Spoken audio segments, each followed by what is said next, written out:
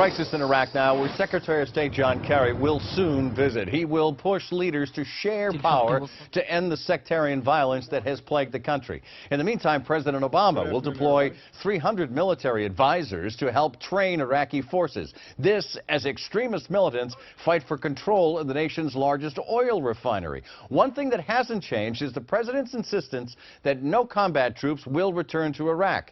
Our Jorge Quiroga is here right now with reaction on a very fluid situation. Jorge?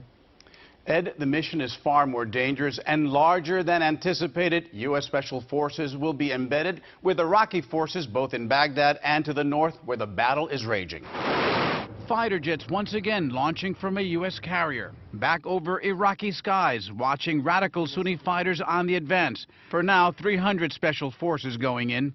Military advisors to bolster Iraqi troops crumbling before the rising insurgency. The president not counting out airstrikes. We will be prepared to take targeted and precise military action if and when we determine that the situation on the ground requires it. Veterans who survived the war clearly discouraged. Maybe we came out too soon. Whatever the case, it's obviously not holding. Others say we should have never left 3 years ago. I think the Iraqi army and therefore the Iraqi people would be better off if we had, although that was a very complicated debate. U.S. troops will be embedded with Iraqi forces. The White House not ruling out that these advisors would help Iraqis find targets for airstrikes.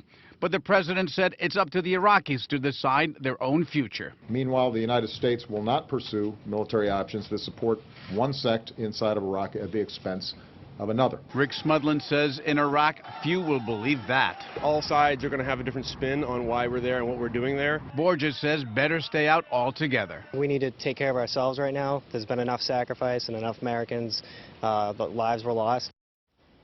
The president tonight insisting U.S. troops will not be returning to combat. Pentagon top leaders warning that a rush to action could backfire if targets and goals are unclear. Heather?